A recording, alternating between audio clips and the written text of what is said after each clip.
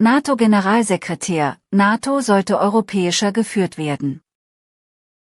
Good to see you all, and I'm happy to be back in Munich at this important conference. As you know, yesterday we had the defense ministers session with NATO, and there was a real shift in mindset.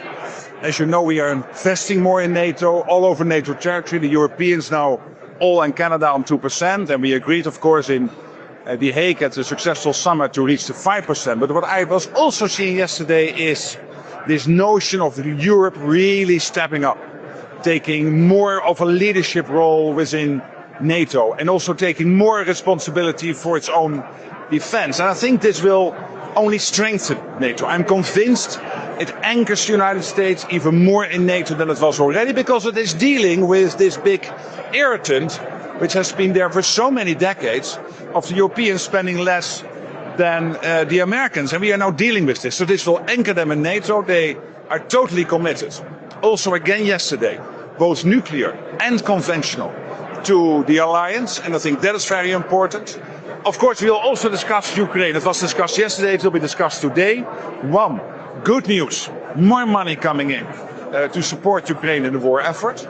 But we still need more. Particularly we need interceptors. We need the ammunition to make sure Ukraine can stay strong in the fight. And what I will also be doing today and tomorrow is make clear that the Russians are not winning this, as some are thinking. This so-called Russian beer is not there. It is basically a stilted speed of a garden snail what we are seeing in Ukraine. This is how the Russians are moving inside Ukraine. Very slow, staggering losses, tens of thousands a month, 35,000 dead in December, 30,000 dead in January. So these are the facts, and therefore we have to keep Ukraine strong, because what we see is that they make the best use of our support. So with that, do you have any questions? I think you have. Yes, I have, Mr. Führer. Thank you very much. ISIS is still threat for the world and for Europe. ISIS is threat for the world and for the European. Will you continue working with the Peshmerga and the Syrian democratic process? That's not on my agenda. It's not on my agenda today or tomorrow.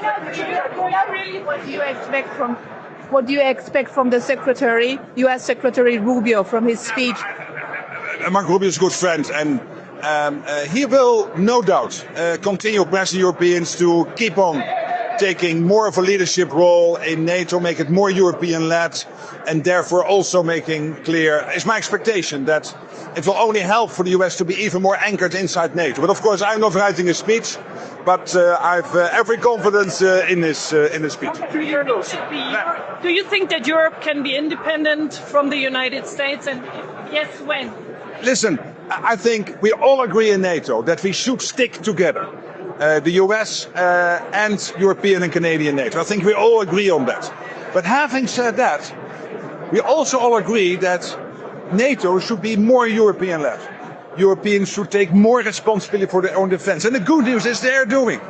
There's the extra defense spending. We are seeing, for example, Germany doubling its defense spending 2021 compared to 2029. They will go to over 150 billion. A clear example of Europe stepping up. The Germans are increasing their presence in Lithuania. Again, Europe stepping up. Pearl, Europeans and Canadians buying from the US essential gear for Ukraine. Europeans stepping up. So we will stick together with a United States anchored more than ever inside NATO, because they know that what they have asked for decades, Europeans and Canada taking more care of the collective defense, particularly spending the same at least as they are spending, is now happening. Not only because the US is asking for it, but also because we need it because of the Russian threat. General Bridge Colby said that Europe needs to take primary responsibility for its own conventional defence. How quickly does that need to happen? How long does Europe have? What I'm seeing at the moment is NATO more and more European-led. And the Europeans really stepping up to take care of their own defense, but with a strong US presence going forward, both nuclear and conventional. And we have all the plans in place, as you know, to make sure over the coming years, with the huge investments now taking place, as I said, the Germans doubling their defense spending, the new Dutch government committing to reach as fast as possible the 5%, including the 3.5% core defense spending. What is happening in Poland? Well, I could mention all the allies. Canada back, really stepping up. So we will, over the coming years, get more and more. We will more and more see a NATO more European-led, but at the same time, the US absolutely anchored in the organization. Target date or a deadline? We will do this step by step, in close conjunction with the United States, based on the defense planning process we have. Yes. Can Putin invite one of the NATO countries? Again. Can Putin invite one of the NATO countries, and when it can be? Well, let me first of all say that there is a US-led peace process. I think that's crucial. And led by the American president, and of course Marco Rubio, Steve Witkoff, Jared Kushner. They're doing an excellent job. This is not easy. It will take time. And what you will see, of course, first of all, they always coordinate with NATO allies. So we know what's cooking, what's happening. That's important. Of course, they work closely together with Ukrainians. And wherever helpful, you will see others participate. No doubt. But the most important thing is that whatever happens there, it is in close coordination done. Yes, President General, please. According to the Ukrainian intelligence, Russian ballistic missile Oreshnik is already in Belarus. What NATO are planning to do with this, and will you allow Ukraine to strike this Oreshnik on the territory of Belarus? Well, again, this is the reason why I'm saying here today and tomorrow. This is my main priority. Yes, it's good news that Europeans and Canada are helping Ukraine more.